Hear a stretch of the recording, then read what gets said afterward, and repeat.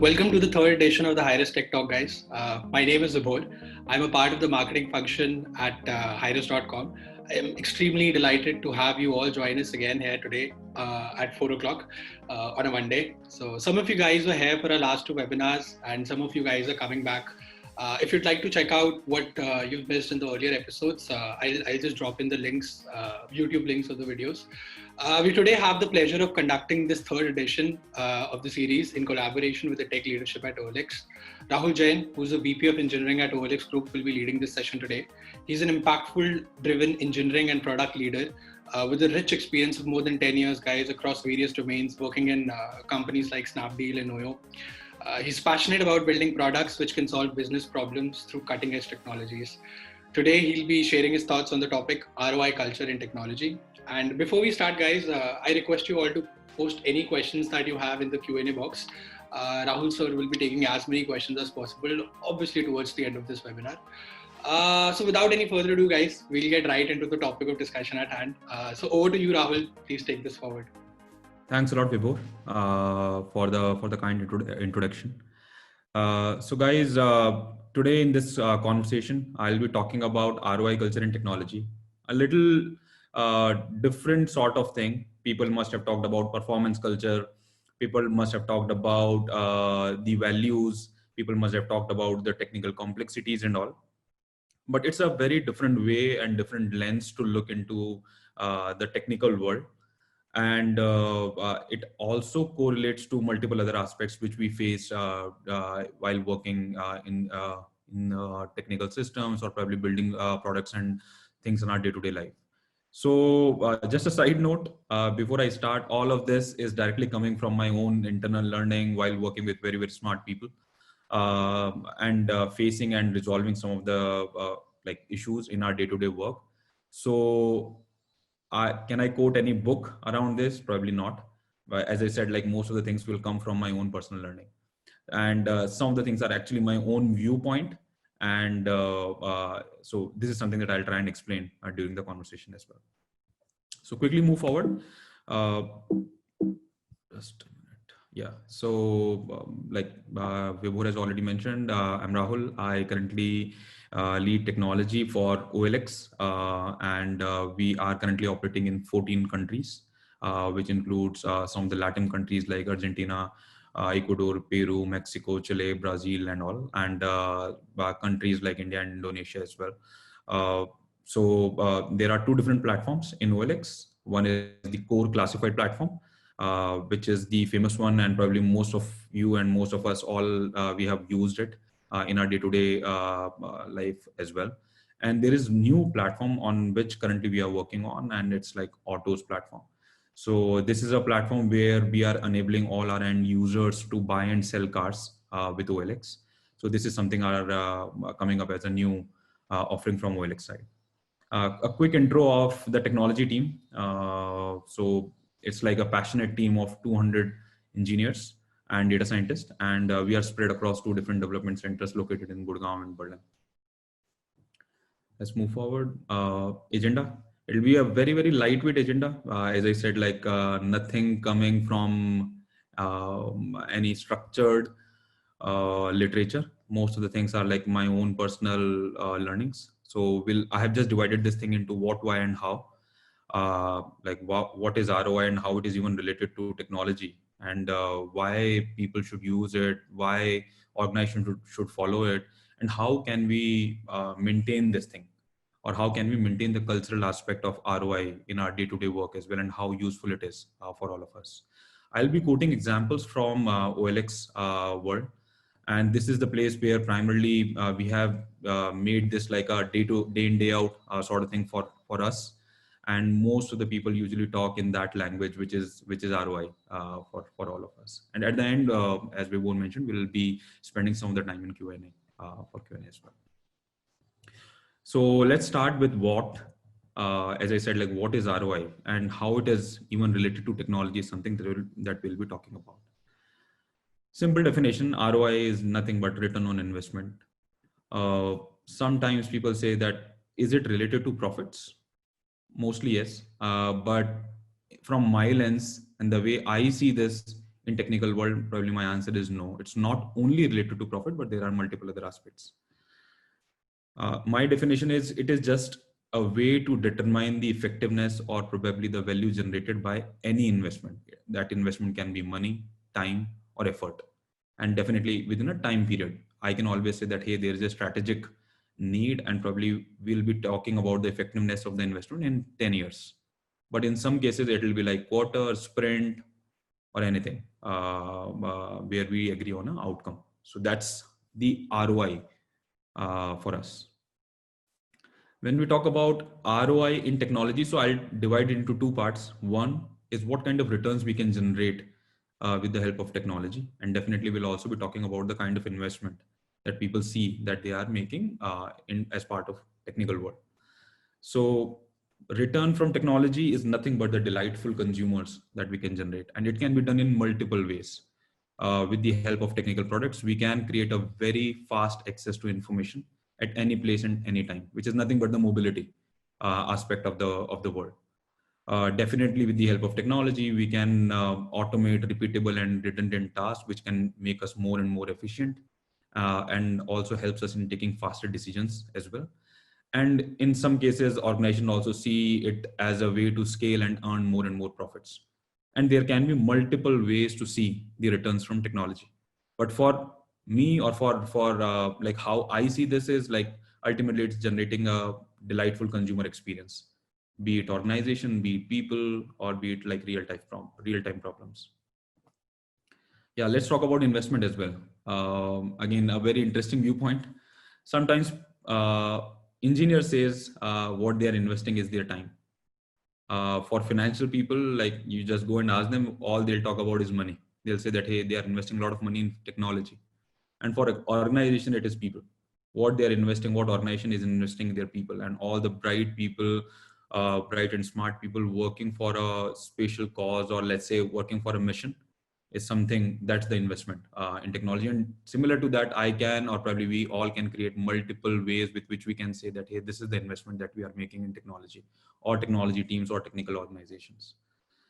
So if we just relate these things, the returns or the investment, then probably we can agree on ROI in technology, which can be the effectiveness or determining the effectiveness of the money invested by finance, or time invested by engineers, or people invested by an organization in delivering the delightful end consumer experience. So that's the ROI of technology. Again, I'll repeat, effectiveness of, or the value generated by the money invested from finance, time invested by all of us, like all technical technologists, engineers and all, and definitely people invested by organization in delivering the delightful end consumer experience, is how we usually define ROI in case of technology. Moving forward, why it is needed.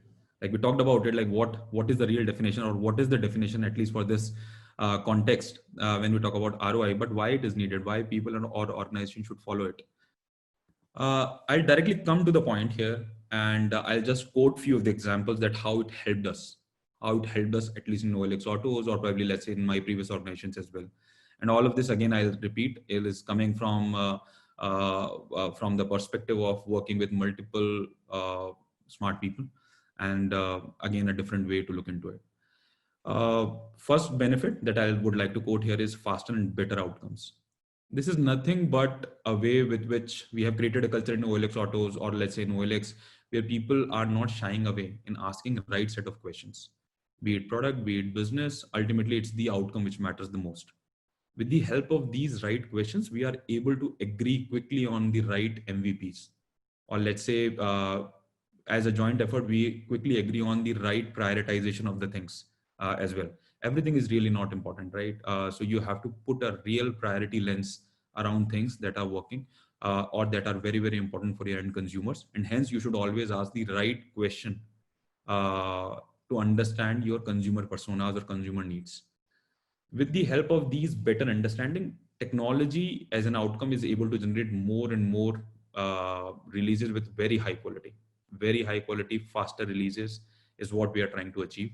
And again, it's a journey, but yeah, we are able to make decent progress around this. Hence, I'll say faster and better outcomes is something that we are able to achieve. Most important thing from a financial world is robust financials. Uh, People have started using this as a lens. Like every time, whatever we are building or whatever we have already built, now we have started seeing it from that lens, that how useful it is for our end consumers.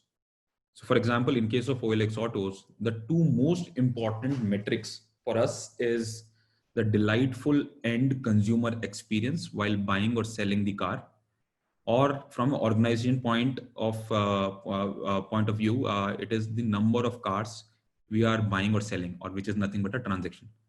We have started building the correlation between the cost, or let's say all the tools, infrastructure costs, or anything that we are using, and we are saying that how much cost we are attributing to this overall delightful experience, which is like NPS can be a way to calculate that, or maybe the number of transactions that we are able to make with the help of this platform. While building that relation, we started realizing that there are multiple things which are really, really not needed, or which are not directly contributing to the larger picture, where we want to create a better experience for our end consumers. And that's where we have started.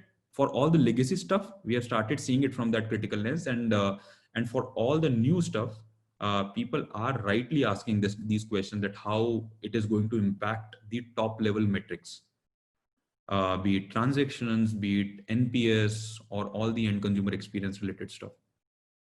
I'll just quote one of the example, like one of the example that we recently had, where the expectation from the data science team was to develop something, develop a image processing algorithm that can reply, or that can return the answers probably in milliseconds, versus the real product experience that was being built. The expectation over there was like, let's say, a few seconds, 2 second, 3 second sort of experience. And these are the things that usually popped up while having the right sort of conversation with the team, with the people. The cost of generating or processing an image and generating the outcome maybe in milliseconds, versus the cost of generating the same outcome in seconds. You guys can understand, like there is a like 200% sort of difference between the cost. In one case, probably you need a high resources, high CPU utilization, versus in another case, probably you need maybe a little less resourceful systems, right? So these kind of questions on day-to-day basis really helps us in putting the right thing, or taking the right call, or picking the best architecture. But what we need, or what we learn from here is, we are highly data driven now. We have started creating visibilities around different sort of metrics, so that people are able to make right decisions and right calls. The biggest benefit is again the people. Uh, we have learned it, that like there are multiple problems, multiple very, very interesting problems where people should spend their time. And hence the biggest key here is to reutilize, or let's say utilize whatever people have already built, and there is no need to reinvent things. And that's what people have learned, and that's what people feel that they should contribute back as well. And uh, you can see, like, there are people who are making patents, there are teams who are making open source contributions, and there is a big enough incentive even for people to pick up best architecture, because ultimately the best architecture helps you in having the best cost, or let's say optimized cost, as well as the fastest or the best experience for your end consumers as well. So all of these are some of the things that really helped us, and directly or indirectly, it can help all the organizations. All the organizations heavily dependent on product, heavily dependent on technology. So let's move forward. So we talked about what, we talked about why, and probably now, let's say in for next few minutes, we'll also talk about how we can achieve this, or what are the ways with which we can maintain it. Because starting this thing in our day-to-day life is quite easy, but maintaining it in our regular culture is something which requires a lot of effort as well. And I'll again quote examples from the way we have done it in OLX Autos. So there are two aspects to this. One is cultural, and second is the framework side of it. Before I start sharing more details around that, I'll quickly tell you how we have structured it. So in autos, the mission of the technology teams or the team is that we are here to deliver the impact with highest quality, optimum cost, or at the right time. So you understand, right? Like if I say, if someone come back and say that, hey, he's going to take 2 years to build something, then definitely like competition will build it way faster than that. If someone come back and say that, hey, I'm going to build it quickly, let's say in one day, and that thing is not going to work, and with a poor quality, again, that's not going to work out for us as well. Or like someone come back and say that, hey, I need a resources equivalent to supercomputer, and then I'm going to deliver something which is of a high quality. Again, this is also not a very good use of all the resources that we have, and hence we are making a proper balance between quality, cost, and time. There are different trade-offs, but ultimate core to whatever we are doing is impact that we are able to generate for our end consumers. So in a way, that mission for technology team in OLX is that deliver the impact with highest quality, optimum cost at the right time. As I said, there are two aspects which helped us in maintaining this thing in our day-to-day life. One is cultural aspect, and second is the framework. Framework is more around the visibility aspect of the things. But before we get into that, culturally, we aligned ourselves. And again, as I said, it's a journey. But these are the things that we abide with and we're trying to follow in our day-to-day life on regular basis. So I'll quickly talk about that. As I said, always the intent is to build for consumers. Directly connect with your end consumers, understand their day-to-day needs, try and build something which can directly generate impact for your end consumers. And that's the reason I prefer to say that, hey, work back from the customers. Hear them out, understand their needs, marry it with product definitions, marry it with the technical solutions, all the architectural stuff, all the systems that we are building. Ultimately, we are doing it for our end consumers. And hence, it should have direct correlations with the real delightful experience that we can generate for our end consumers. It's like high ownership and accountability, very easy to say, tough to follow, sort of thing. But this is the aspect that should and that has also helped us a lot. We don't people should not micromanage anyone. Ultimately, the people that we have should act like entrepreneurs. They should say that, hey, this is their own money, this is their own resources, this is their own time that they are spending, and hence they should have very high amount of ownership and definitely accountability to own results as well. We have created a culture where there is no finger pointing, nothing like that. People can fail, they should learn, and they should improve on top of it, is what we try and do on our day-to-day basis. So in a nutshell, I'll say high ownership and accountability is something which is very, very important, and act like entrepreneurs. And you should be passionate about what we are doing on regular basis. Again, outcome is way more important than output. Again, this is something which is not understood in a proper way. Sometimes when I talk to my team, sometimes even I talk to my peers as well, people have really different perspective around this. In a simpler way, if I really have to define define outcome or output, I'll say results, or whatever your end consumer needs is the outcome. For my son, who is like 6 years old, on his birthday, the outcome is the delight, or the delight that I usually see on his face after seeing the Spider-Man cake. But for others, cake can be outcome.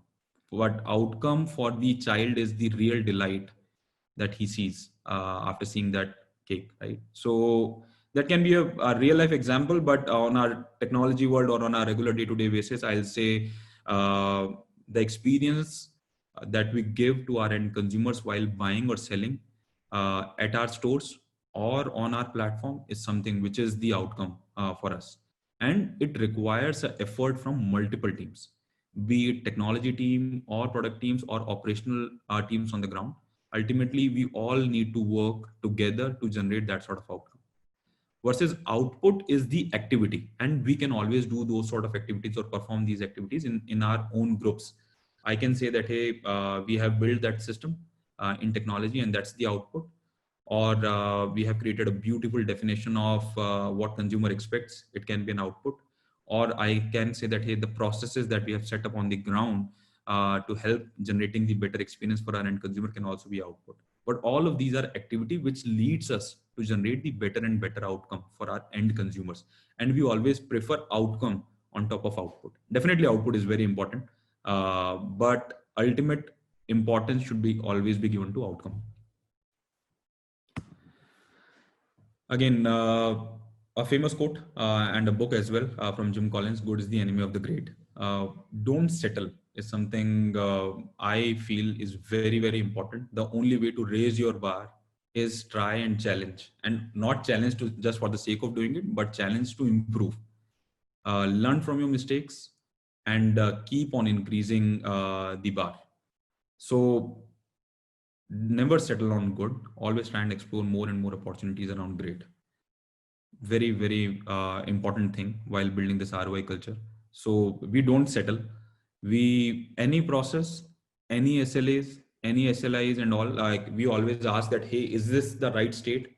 Is this the state where we should settle down, or there is a scope of improvement? So try and always challenge and see that what is the right scope of improvement. And as I said, like raise the bar. Again, it's very, very important for leaders, for the teams as well. And we promote the right outcome driven sort of culture in our organization. And that's where I say that, hey, we always have to increase or raise the bar with our different day-to-day work, different learnings and all. Last part to this is the framework. This is the framework that really helped us and in creating the visibility or providing the continuous visibility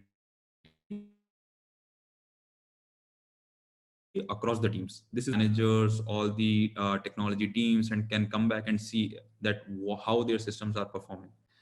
They also see that, hey, these are the things again around quality, cost, and time, and how they are performing around these metrics. To do that, we have built our in-house platform, and the name of the in-house platform is Hawkeye. So this is something which where like you will see a lot of information around monitoring, alerting aspect of it. But things which are really common here is Hawkeye, Prometheus, and Grafana. All of these are standard tools available in open source world as well. So I hope everyone understands Prometheus as well as Grafana. And both the things are highly useful for generating a high amount of observability across the platforms. But you will see there are things like PagerDuty, StatusCake, SonarQube, Jira, and all, which helped us in generating enough visibility around MTTRs, which is like recovery times, mean time to acknowledge, number of production bugs, security ratings. We have a rating at a system, at a service level. We have started defining our error budgets as well. There is a high amount of focus on test coverage as well. So these are few of the metrics that we are keeping track for quality. And all of this thing is actually being fed to our Hawkeye backend, then Prometheus and Grafana. I'll quickly show some of the snapshots as well at the end of this presentation.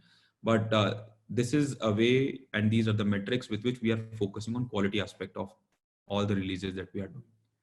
All of this is an input to the teams so that they can see that where are the places where they can improve and where are the places where they can raise the bar again and again.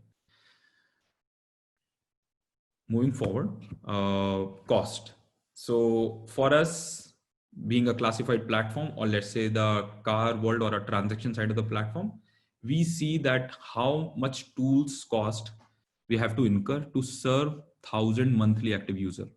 And the platform that we are serving serves millions and millions of users on a monthly basis. So we follow, like we track a cost called tools, and which has all sort of tools cost like infrastructure cost. Let's say we are using multiple monitoring, alerting, CDNs. There are multiple other software costs as well. So we say we say that how much we are contributing towards generating the better experience for our end consumers, and that's where we track tools cost for 1,000 MAU and 1,000 monthly active users. And second thing that we also keep a track is the tools cost for doing the car transactions, let's say buying or selling of the car. So how much tool cost is attributing towards that. Again, the same sort of structure, which is Hawkeye backend, Prometheus, and Grafana. And again, we are pulling this cost from multiple different systems, be it Amazon or Cloudability and all. Time. Here, the most important metrics is impact delivered per sprint. And again, all of this information is something which is really subjective in some cases as well. But yeah, we usually leave this for managers and as well as for the leaders to interpret. And again, input for them to see where they can improve a lot. So we track cycle times, we track lead times, but important aspect for us is time to market and impact delivered per sprint. Again, the similar tool, again, Hawk and Prometheus and Grafana, but we are pulling most of the information from Jira for this. So these are like things with which we keep a track of quality, cost, and time. And we have also identified some of the metrics. Again, like you can talk about hundreds and hundreds of metrics, but these are the metrics that we have identified for our OLX context, and to see that whether we are going in the right direction or not. Definitely, most of the things are open for interpretation and definitely need a lot more context, but this tool helps us in getting the indicative picture that whether we are going in the right direction or not. As I said, like I'll give you some snapshots as well. So it's a very elaborative sort of platform or a tool where we have built multiple sort of visibilities. But for example, there is a board where you can see that what are the uptimes, how we are performing in different countries, where these green dots on the left side will show you that, hey, our uptime around these countries are like 99.99 plus sort of thing, versus orange will show you that, hey, we are trending like somewhere in 98% sort of thing and all. So this gives you a fair idea about how we are performing on uptime. Then there are different sort of alerts and different range, like number of alerts, how much time we took to acknowledge, how much time we took to recover. Again, some of the dashboards will give you how many codes, how many test coverage, code duplication, how many code coverage that we have and all. But again, as I said, like this is an old snapshot of our system. Team is continuously working on the platforms to ensure that we are able to generate the right amount of visibility for all the engineering or technology leadership. And definitely this helps not only technology, but overall organization also to see that how platforms are performing. But this is a way with which we can generate more and more transparency. Again, if I just go back and check the cultural behavior, then we are talking about high amount of ownership and accountability both. So majorly this is it from a framework point of view. We talked about what is ROI, how it is related to ROI and technology. We also talked about why it is important and how it helped us specifically in OLX Autos context. And what kind of outcomes we are able to generate with that sort of cultural mind shift.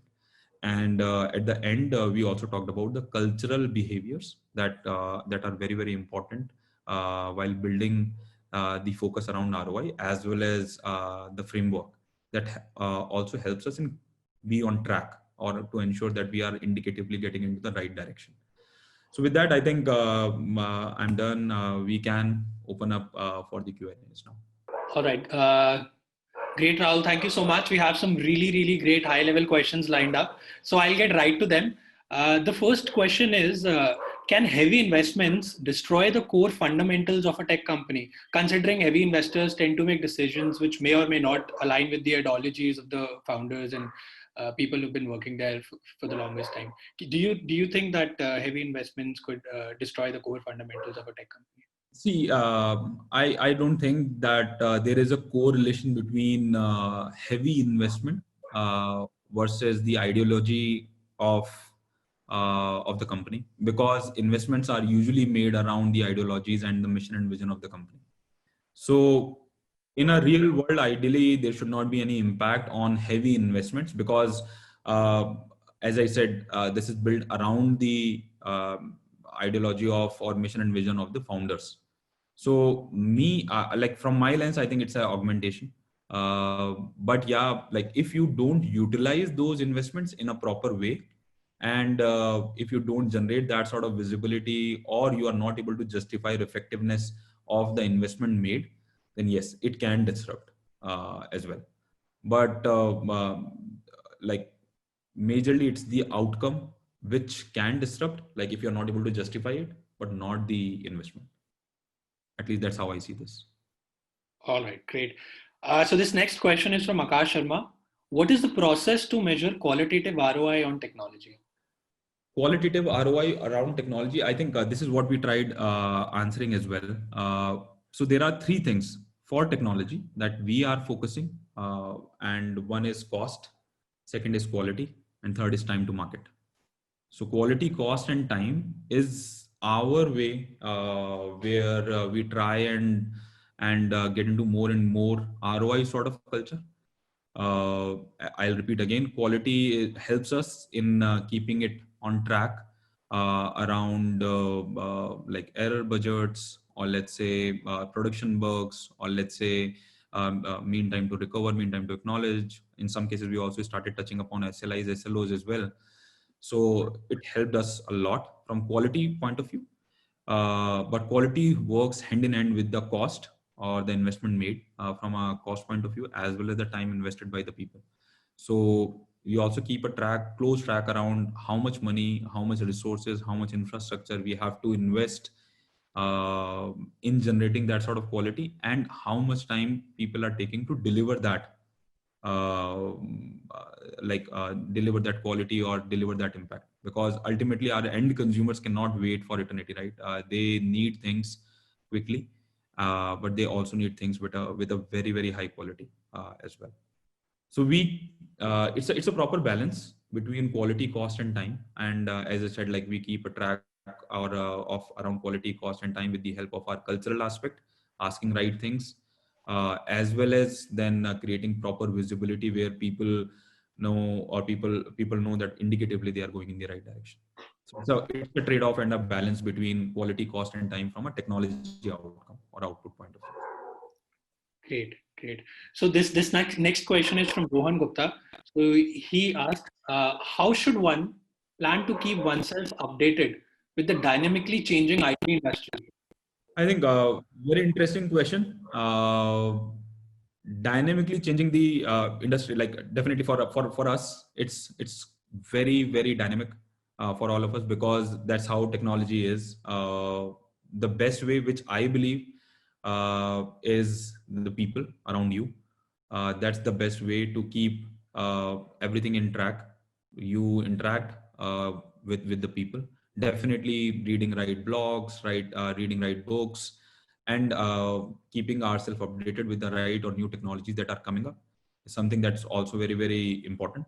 But usually the kind of people that you have around you is something that pushes you to get into the right direction, to keep yourself upgraded as well, is the best source, at least in my mind. So to summarize this, I think keep a good track of some of the blogs that are available. You can depend on the kind of interest areas, we can pick up different sort of blogs. Then you can also pick up some of the books, again based on the interest areas that you can pick up, and then check for the right things, or check for the latest things that are happening in any specific domains, be it automation, be it automobiles, be it like products, e-commerce products and all.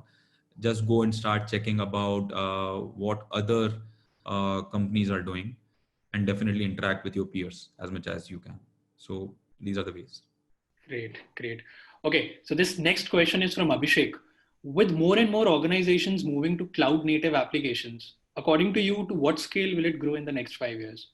So again, my answer to that is again a hybrid thing, because in all context, cloud native applications are not like, it depends again on the context. For native applications, this is something, again, what kind of products you are building. It highly depends on that. From a cloud native point of view, again, there are different contexts. Like for example, banks. If I say, they have a different sort of context, different set of requirements. But if I talk about e-commerce applications, if I talk about automation industries, if I talk about automobiles and all, if I talk about BSODs and all, yes, I see this to be like a very important thing, because that helps you in focusing on the right thing for your company. You don't have to, everyone don't have to reinvent things, right? So there are companies who have already created some experience for you from a cloud point of view. You just have to leverage and start focusing on the things which are very important for your organization. So I personally see a very strong surge on cloud native applications, but yeah, again, it heavily depends on the context that you are working with and kind of domain that you are dealing with as well. Some cases compliance needs are very different. In some cases your SLAs are also very different. So it's again a call that you have to make, but a very strong future for cloud native. Definitely, I must say that. Great. This next question is from Sudeep. What are the challenges currently OLX autos are facing, and how are you planning to overcome these in the coming future? Or some of the challenges that you faced and overcame in the last few months? See, I'll tell you, OLX and OLX autos, these are two things. From, if I talk about OLX point of view, it's a well-known brand, well-known platform. What we are dealing with is like millions and millions of people that are coming on our platform. What we are ensuring is that people have to spend very less time in identifying the right set of product. And again, I'm talking about the second-hand product at the time of buying, and they are able to connect with the real, right, genuine people who can give them the fair and the best deal while buying it. On the other side, while selling, we are trying to ensure that people spend very less time in selling this thing, selling their products on our platform. So for example, if you place your, like if you put your car, if you put your electronics on our platform, intent here is to connect the sellers with the high intent buyers, so that people have to spend very less time on selling their goods. So you just place or you just post the product on our platform, and with the help of our current scale, uh, current distribution capabilities, we try and marry both buyer and seller. What's if I talk about autos world, again, it's a new offering from our side, and there is a heavy focus around cars on autos world. So and we have a physical store also available on the ground. So being a seller, you can go and visit to any of our nearest stores. There are inspection managers who will inspect your car, and there are people who will put your car on the auction, where dealers will come and start bidding for your car, and best bid will immediately be shared with the end consumer. If you like it, probably end consumers can easily or immediately decide to sell their car and immediately cash or earn some cash from their car.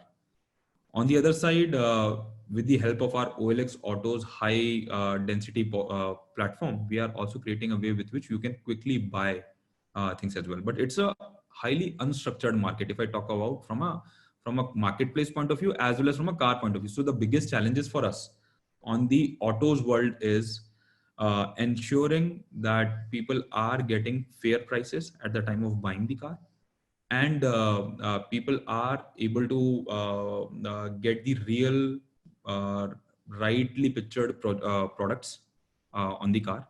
And definitely when we are talking about the scale, then the inspection products, auction products for us should also help our sellers in quickly selling or ultimately posting the cars on the platform. From a technology side, the challenges that we are working on is scale.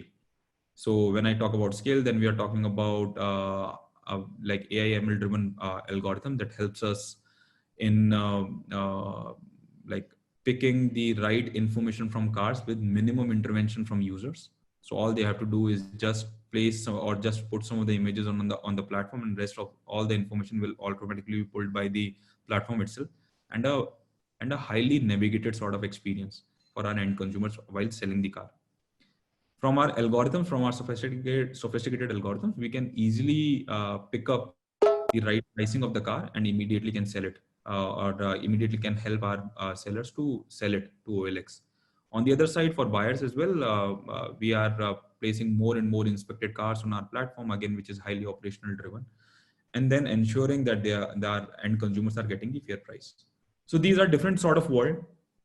One side, we are heavily dealing around the moderation capabilities. On the other side, we are dealing with high amount of uh, capabilities that are required for seamless transactions on the platform. And when I marry it with the countries in which we are operating, again, the kind of interesting problems or challenges that comes up because of this is also something that we are trying to solve as fast as possible, because consumers are different in all the countries. Their expectations are different and their behaviors are also really, really different. So that's the underlying challenge that we are trying to solve. Great, great. Okay, so this next question is from Ayush Sharma. How does an engineer strike a balance between improving the existing technology and building more features, considering the fact that there are always new demands from the product? How can someone imbibe this at organization level? So how I understand it, I use that maintenance versus new development is how I understood it. So for me, if you create a proper balance or create a proper correlation between your ultimate uh, metrics, for example, for us, it is the NPS on our platform, or let's say the number of transactions that we are able to generate. So we create a balance, or we create a correlation between the cost of maintaining that service and then again building new features on the same microservice, let's say.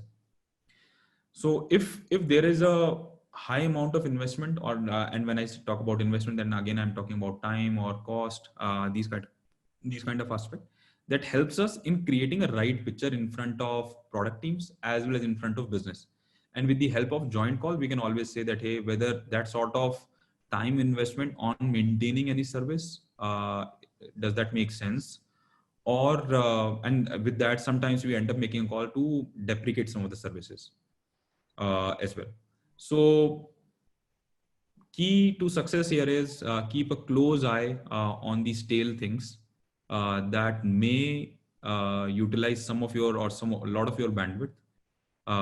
Keep a very close eye towards that. Always try and check in some frequency that whether that sort of time investment really makes sense or not. If not, I think we should be ready to deprecate things, and we should keep on focusing on the new features. So usually how organizations also see this is like the shelf life of the things that we are building.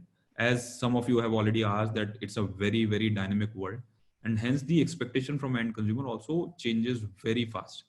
And hence there are a lot of things which usually becomes obsolete.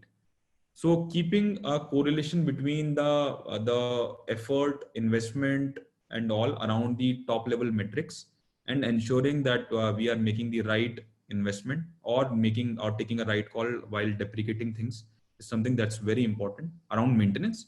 And definitely newer features are something where uh, outcome, and again building the correlation between the most important metrics for your organization is something that can help you in striking a proper balance.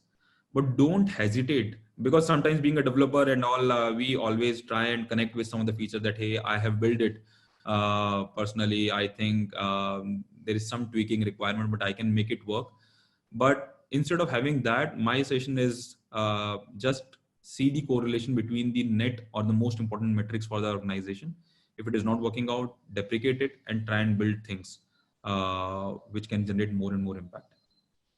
But yeah, there is a proper balance between maintenance and new feature building. And these kind of correlations can help you in picking up the right investment that you want to make at maintenance versus new feature. Great. Okay, so this next question is a little twofold, and I think this would cover some of the aspects that you've discussed in the last 30 minutes. So, number one, on a very individual level, how should one plan his or her own ROI? Secondly, how has OLX reduced time to market in the last few years? Yeah, so at a personal level, I think the most important way, and probably that helped me personally, is prioritization. So whenever I start my day, or whenever I plan my week, I have maybe, let's say, hundreds and hundreds of tasks that needs my attention, or probably where I would like to invest more and more of my time. But I usually see that what are the things that can wait and what are the things that cannot wait from an outcome point of view, or probably that requires immediate attention to generate the right ROI of me investing that time. So I usually prefer to call this as a ruthless prioritization. Instead of me attaching emotionally to some task, I always see this from the outcome point of view, that how much outcome I can generate, and try and prioritize my list of tasks that I would like to pick up during the day, or let's say in a week. But again, the key to success, at least for me here, is ruthless prioritization of the tasks that are available. Sorry, I missed the second part to it. Can you repeat, Vibhu? Yeah. So the second part says that how has OLX reduced the time to market? Time to market. So again, it's a very subjective stuff. I must say that. But there are two parts to it. One, planning, and second is execution. So if I just talk about the planning aspect, then working jointly with the team, and that's where in OLX we prefer to call ourselves as a PDT team, where we say we are a part of product data and technology organization. So working hand in hand with product data and defining and designing the things which are very, very important for consumer at the planning phase is something that helps us at the time of execution. So that really helps us in having better clarity in front of managers, engineering managers, or developers and all, to understand that what are the things which are really, really important. And we try and save some time at the time of UAT, or let's say at the time of production, because things are well defined and well thought of at the time of planning phase. If I talk about execution side, so even in execution, I think most of the developers can understand that, hey, we spend a lot of time while building a product, which is like the development phase. Then we also spend time in testing, and then we spend time in deploying that thing on the production. So I'll pick up the easiest one here. So the testing part, it heavily depends on the fact that how better you are in terms of automation.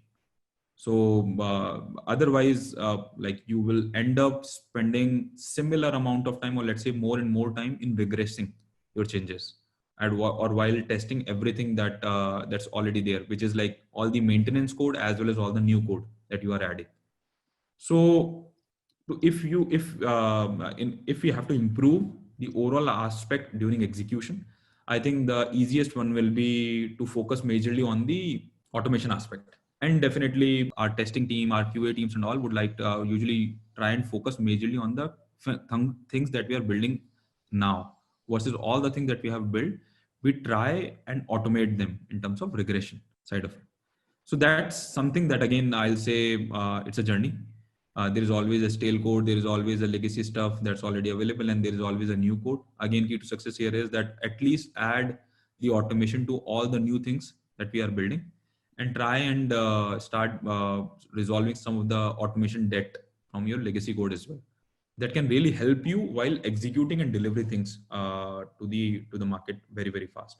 So planning and execution, that's how I see this. Great, great. So I think this question was asked by a couple of people. I think this is an interesting one. So Akshay Kapoor is asking, as we are all working from home right now, right? We have a little bit of extra time. So some of the technologies you would recommend to pick my brains out with right now, something that you see growing immensely in the future. Again, a question which really needs context. So if you talk about pure play technology, if you talk about data science, I think there are multiple different in-depth segments in almost every aspect. So how I see this, like there are things on the development side, there are technologies which can help you again in growing and learning faster and faster and building more and more faster things and better things for your end consumer. And at the time of development, and probably we can focus more around the languages that can help us. But there are few languages which can work in almost all the scenarios, but there are languages which can give you better outcome quickly, like Node, can be a very good example where like a lot of people are currently upskilling them. Golang is again one of the example in different contexts. My personal favorite is Java. Me being a little traditional one, but I personally have seen that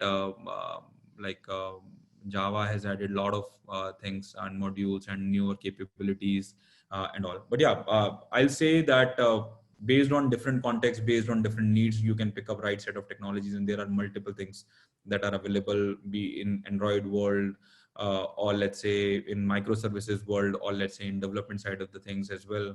It can be languages, it can be infrastructure, it can be cloud applications and all. But my personal favorite will be languages. Node can be one of the example, Node or Golang. Or from a newer point of view, Scala can also be a very good example for different contexts. If I talk about infrastructure, probably cloud is something that I'll definitely always prefer than having a dedicated data centers. And there are different courses and different technologies around AWS, GCP, and then building infrastructure on top of that. There are multiple scripting platforms and all that can help us in building very good platform. From a SQL, NoSQL point of view as well, again, for different contexts, there are multiple things that are available. From a data science point of view, there are multiple things that are available from a course which can help you in either going towards sentiment analysis, NLPs, or let's say it can help you in going from a computer vision point of view. So it heavily depends on preference, interest area, and definitely the context in which you want to apply. But there are multiple things, multiple technologies available across the domains, be it automation, be it development, be it infrastructure, or be it security. Nowadays in security as well, I think there are multiple things that are happening. So yeah, I think I'll just refrain myself to give a pinpointed example, but yeah, it's a generic one that I'll prefer. Great. So, okay, this is an interesting one. So, how do you measure improvements in operational efficiency at OLX? What is there a process to measure operational efficiency at OLX? See, operational. So, if I talk about transaction world, I think operational efficiency comes from multiple aspects, like how well defined your processes are. So I'll take one very easy example. So there are like when you go to a OLX Auto Center, then there are people who usually helps you in inspecting your car. So if I have to keep a track of the operational efficiency of an inspection manager, probably I'll quickly say that, hey, how many inspections a person does during a day? But that will not be a proper, or that will not be the only metric that people should look while seeing the operational efficiency. Because I can say that, hey, I can do 15 inspections in a day, but none of my consumers are happy with that. All I'm doing is, like, let's say I'm just capturing 10 points from his car and then placing his car on the auction, and the kind of price that my consumers are getting, none of them are happy. So we usually prefer to pick up two different metrics, which helps us in keeping a right track around the outcome. For us, the outcome is the delightful consumer experience, and hence how much NPS our users have versus how many inspections our inspection manager can generate at the same NPS level. That helps us in keeping a track around the operational efficiency around inspection. And similar to that, I can quote multiple examples around warehouse, or let's say around auction, around sales team and all. But it cannot be a single metric. There is always a metric around revenues, around customer experience, and around operational efficiency, which should be looked upon while commenting on the operational efficiency. Yeah, but inspection is the easiest example that I can quote. Great.